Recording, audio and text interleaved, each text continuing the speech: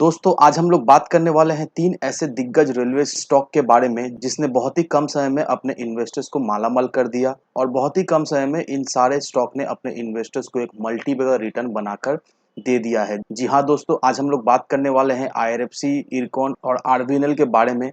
ये तीनों स्टॉक ने अपने इन्वेस्टर्स को मालामाल कर दिया है और आज के दिन हमें ये देखने को मिला कि ये तीनों स्टॉक में हमें एक जबरदस्त तेजी बनते हुए दिखाई दी। आईआरएफसी और इरकॉन में हमें ये देखने को मिला कि आज के ट्रेडिंग सेशन में ये स्टॉक ने अपना लाइफ टाइम हाई को हमें टच करता हुआ दिखाई दिया, एक नया लाइफ टाइम हाई ये दो स्टॉक हमें आज के दिन बनाता हुआ दिखाई दे रहा है। आरबीएनएल में भी हमें एक अच्छी खासी आज के ट्रेडिंग सेशन में तेजी बनते हुए दिखाई दी है। आरबीएनएल में हमें ऑलमोस्ट आज के दिन 15% का एक तेजी बनते हुए दिखाई दी है। अब ये तेजी हमें किस वजह से आज के ट्रेडिंग सेशन में बनते हुए दिखाई दे रही है उसे हम लोग डिस्कस करेंगे इस वीडियो में। साथ ही साथ दोस्तों हमारा विजन ये तीनों स्टॉक को लेकर क्या रहने वाला है, ये सारा टॉपिक्स को हम लोग कवर करने वाले हैं इस वीडियो के माध्यम से। अब सबसे पहले दोस्तों ये जान लेते हैं कि आज के ट्रेडिंग सेशन में ऐसा क्या हो गया, किस वजह से ये सारे स्टॉक में हमें आज के दिन एक जबरदस्त तेजी बनते हुए दिखाई दे रही है। यहाँ पर इस आर्टिकल को देखो दोस्तों, इस आर्टिकल को देखने के बाद आपको ये क्लियरिफिकेशन मिल जाएगा कि किस वजह से रेलवे के स्टॉक में आज के दिन हमें तेजी बनते हुए दिखाई दे रही है, किस वजह से ये सारे स्टॉक जो है वो हमें आज के दिन भागता हुआ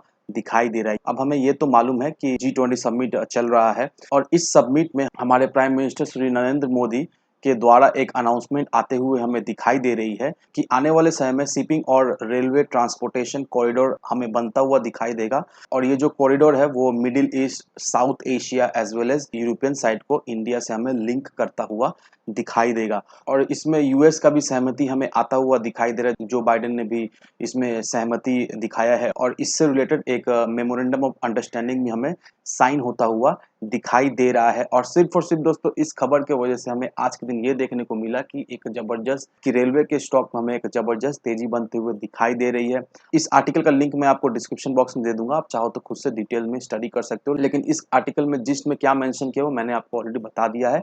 एक शिपिंग एंड रेलवे कॉरिडोर हमें बनता हुआ दिखाई देगा जो कि मिडिल ईस्ट, साउथ एशिया और यूरोप को हमें कनेक्ट करता हुआ दिखाई देगा इंडिया से। ये तो अनाउंसमेंट हमें शनिवार को आता हुआ दिखाई दिया था और मंडे को मार्केट खुलने के साथ ही साथ इस खबर का असर हमें मार्केट में पड़ता हुआ दिखाई दिया। ऑलमोस्ट रेलवेज के हर एक स्टॉक में हमें एक अच्छी खासी तेजी बनते हुए दिखाई दी है। साथ ही साथ दोस्तों अगर आईआरएफसी को देखोगे दोस्तों तो आईआरएफसी को लेकर और भी एक अच्छा न्यूज हमें सामने निकलता हुआ दिखाई दे रहा है। यहाँ पर देखो दोस्तों आईआरएफसी जो है वो अब इंडिया का 10th most valuable PSU company हमें बनता हुआ दिखाई दे रहा है और इसका जो मार्केट कैप है वो हमें 1 लाख करोड़ का होता हुआ दिखाई दे रहा है। अब आईआरएफसी जो है वो Bharat electronics limited, bank of Baroda और गेल को हमें सरपास करता हुआ दिखाई दे रहा है और इसका मार्केट कैप हमें 1 लाख करोड़ का होता हुआ दिखाई दे रहा है। साथ ही साथ ये हमें 10th मोस्ट वैल्यूएबल कंपनी अभी होता हुआ दिखाई दे रहा है। अभी जो सारे स्टॉक्स में जो हमें इस तरह का मूवमेंट बनता हुआ दिखाई दे रहा है, नो डाउट दोस्तों ये सारे स्टॉक अभी के समय में हमें बुलिश दिखाई दे रहा है।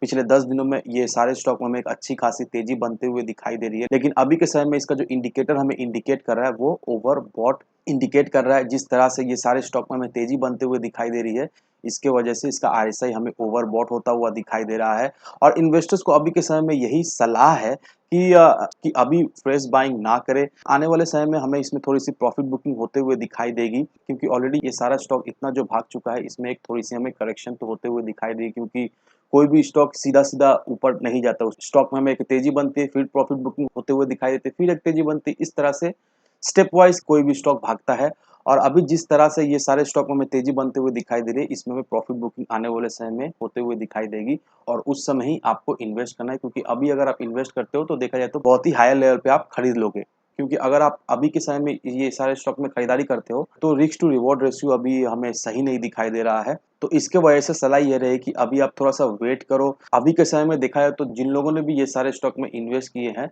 99% लोग ऐसे होंगे जिसे ये सारे स्टॉक से अभी प्रॉफिट ही हो रहा है। बहुत ही रेयर ऐसे लोग होंगे जिसको ये सारे स्टॉक से लॉस हो रहा होगा क्योंकि ये सारे स्टॉक अपने लाइफ टाइम हाई पे हमें ट्रेड करते हुए दिखाई दे रहे। तो बहुत ही कम ऐसे लोग होंगे जिनको अभी इससे लॉस हो रहा है। तो सलाह ये रही कि अभी के समय में फ्रेश एंट्री ना ही ले तो ही बेहतर है क्योंकि अभी के समय में रिस्क टू रिवॉर्ड रेशियो सही नहीं दिखाई दे रहा है।